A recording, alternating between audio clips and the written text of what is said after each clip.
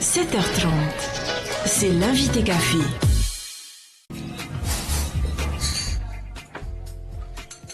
Sophie Briand est avec nous ce matin. Bonjour. Bonjour. Vous êtes psychologue de formation, vous êtes encadrante et vous travaillez à l'espace jeune de la maison de l'adolescent à Faraouté où vous échangez avec des jeunes de 12 à 25 ans. Aujourd'hui, vous venez nous parler de la Journée internationale des droits de l'enfant qui sera dimanche au Faretamaho. Mais d'abord, parlons un peu de l'actualité avec ce malheureux fait divers, un jeune homme de 19 ans qui est décédé hier matin après une bagarre à Mahina. Vous qui rencontrez des jeunes tous les jours, qui discutez, qui échangez avec eux, comment est-ce que vous expliquez ces drames et ces passages à l'acte ? Alors, j'ai pas de réponse toute faite, bien Pas sûr. sur ce drame-là, mais sur généralement. cette situation-là. Ce qu'il faut pas oublier, c'est que l'adolescent, de manière générale, et notamment le garçon, est très impulsif et va souvent agir à l'émotion. Et du coup a plus de difficultés pour prendre le temps de réfléchir sur la situation qui est en train de se passer. Donc quand il y a une question de colère, de question de vengeance ou de rancune, en général, du coup le passage à l'acte est beaucoup plus rapide et la violence arrive beaucoup plus rapidement. Donc c'est ce qui peut expliquer. Et le paca, l'alcool, dans tout ça aussi, ça peut désinhiber. C'est facteurs multipliants. Hein. En fait. Donc, du coup, plus le jeune va consommer de l'alcool c'est des inhibiteurs, donc du coup, ça va se multiplier et la drogue est facteur de création d'émotions beaucoup plus négatives. Donc du coup, si on additionne tout ça plus l'impulsivité de l'adolescent, on fait un joli cocktail explosif, quoi. Sophie Briand, donc vous travaillez tous les jours au Faretamaho à Faraouté avec des jeunes, avec des adolescents. Oui. Est-ce qu'ils vous parlent de ça, justement, de la violence ? Ils nous la parlent pas, ils nous la montrent, en tout cas dans les moments de colère. Voilà, parce qu'il peut y avoir aussi des conflits à l'espace jeune et ils ont plus de difficultés à mettre des mots sur ce qui est en train de se passer. Donc notre travail, c'est de mettre du mot qui puisse s'expliquer avant de passer à l'action et d'essayer de se taper dessus, quoi. Et c'est des garçons, des filles qui viennent Majoritairement des garçons. On essaye de faire venir des filles. C'est un petit peu plus compliqué. En tout cas, les filles, si vous nous écoutez, vous êtes les bienvenues. Et qu'est-ce qu'ils viennent chercher finalement dans cette maison ? Pourquoi est-ce qu'ils viennent ? Je pense qu'ils apprécient venir parce qu'ils ont un temps avec un sentiment de liberté, mais une liberté encadrée par des adultes. Ils ont aussi la possibilité de pouvoir parler échanger leurs questionnements, leurs doutes. Nous, à l'Espace Jeune, on travaille majoritairement en groupe, donc on va faire des groupes de parole, on va faire des ateliers éducatifs. Et quand il y a quelque chose de plus personnel qu'ils n'arrivent pas à parler en groupe, du coup, il y a un échange qui se fait au premier étage, donc à l'espace de consultation. C'est-à-dire pour des problèmes plus difficiles, plus intimes, quel genre de questions ils posent ? On va avoir, ça va vraiment dépendre des jeunes, mais on peut avoir des jeunes qui vont se questionner sur la sexualité, une jeune qui peut réaliser qu'elle est tombée enceinte et pas savoir quoi faire. Donc notre rôle, c'est de pouvoir l'orienter et en tout cas être présent, quoi. Est-ce que c'est pas le rôle des parents ? Quelle est la place des parents dans tout ça ? La place des parents, elle est ce qu'elle est. Nous, on est en complément. Voilà, donc en fonction de la présence des parents, de la possibilité des parents, de la disponibilité des parents, du coup, on va plus ou moins compléter. On a un petit peu la troisième roue du carrosse en plus de l'école, quoi. Sophie Briand, les jeunes qui viennent vous voir, justement, ils ont de la famille, ils sont bien insérés, ou est-ce qu'au contraire, ce sont des jeunes qui sont en rupture ? Rupture, c'est un grand mot, mais peut-être que c'est un entre-deux. C'est-à-dire que, voilà, comme on en parlait un peu tout à l'heure, c'est une idée où les jeunes vont se créer un groupe et ce groupe-là va être entre la société et la famille. Et du coup, vont créer leurs propres règles, vont fonctionner avec un leader, une tête de turc. Et voilà, c'est un petit peu un fonctionnement dans un fonctionnement, quoi. Donc c'est quand même pas des gangs, c'est des petits groupes.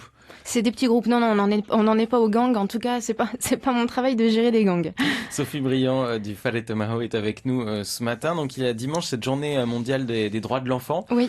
Et la Polynésie participe avec le Whare Tamaho. Quel est le but finalement de ces journées internationales, de cette journée-là? Alors l'objectif premier, c'est surtout de mettre en avant les droits de l'enfant, de pouvoir resensibiliser la population, qu'il puisse y avoir des prises de conscience pour certaines personnes. Et puis, tout ça se fait autour du jeu. Donc, il va y avoir beaucoup de quiz, de jeux de pistes. Enfin, voilà, tout va se faire dans la bonne humeur.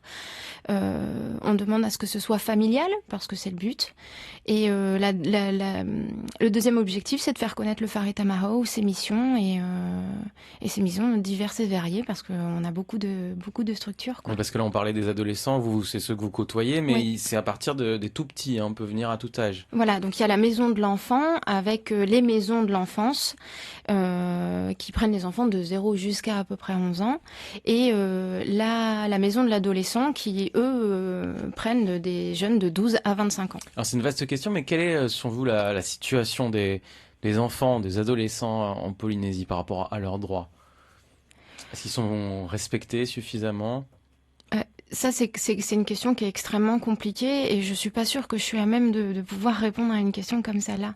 Ma vision est celle de mon quotidien, et elle serait trop réductrice pour pouvoir dire que les droits de l'enfant sont bafoués au quotidien, quoi. Ça, je pense que c'est un peu compliqué. Mais dans ce que vous voyez au quotidien, est-ce qu'il y a des choses qui sont encore aujourd'hui, voilà, qui se font encore aujourd'hui, qui vous interpellent, qui vous choquent? Si elle existe encore, c'est qu'on a forcément besoin encore de la rappeler, parce que elle est pas tous les jours respectée, quoi. Vous avez aussi donc des adolescents, on parlait un petit peu, il y a les jeunes filles qui peuvent tomber enceintes. On sait que ces derniers mois, il y a eu une explosion des cas de maladies sexuellement transmissibles. Est-ce que la sexualité, ça fait partie aussi des choses que vous abordez avec ces ados à la maison de l'enfant, au Whare Tamaho? Exactement, ça fait partie d'une des priorités de l'espace jeune, la question de la prévention et de l'information. On a besoin de retransmettre des informations auxquelles les jeunes n'ont soit pas accès, soit n'ont pas voulu entendre le jour où ça a été présenté. Donc, ils ont quel type de rapport à la sexualité, ceux que vous côtoyez? Celle d'un adolescent normal, c'est-à-dire que les hormones travaillent, et comme je le disais tout à l'heure, tout se fait par le passage à l'acte. Donc au final, la réflexion, elle vient souvent après, et c'est là que du coup, il arrive tous les accidents qu'on peut rencontrer. Donc quoi. la prévention est toujours importante, Nécessaire, voire essentielle. Et comment est-ce qu'on aborde ces questions-là avec des adolescents? Parce que c'est pas forcément évident à aborder la sexualité. Du coup, en fait, on va faire ça de manière extrêmement simple, et on va être en groupe. Donc du coup, on utilise cette dynamique de groupe où les jeunes se connaissent déjà ensemble pour qu'il y ait une atmosphère légère et jeune.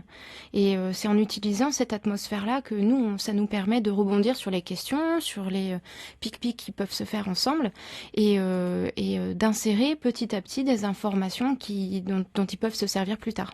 Sophie Briand, pour terminer cette interview, donc on peut rappeler un peu ce qui va se passer dimanche, à partir de quelle heure, comment ça se passe? Alors du coup, c'est à Whare Ute déjà? C'est à Whare Ute, aux abords du bâtiment du Whare Tamaho. La journée commence à 9h, se termine à 17h, et toute la journée, du coup, va se dérouler différents ateliers, tant pour les ados que pour les enfants. Il va y avoir des passages d'artistes, de danseurs, de chanteurs. On a le graffeur Abuse qui va venir faire une fresque toute la journée, faire des dédicaces. On a des toboggans. On va avoir un lieu de restauration rapide. On a aussi tous nos partenaires sociaux qui seront là, enfin en tout cas une bonne partie, nos sponsors.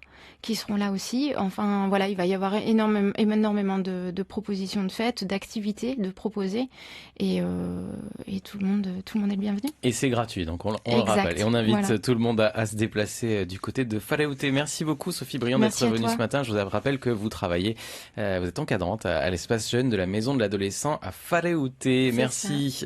Entretien à retrouver à 9h15 sur Polynésie Première et sur polynésie-première.fr toute la matinée. Merci, à bientôt. Merci.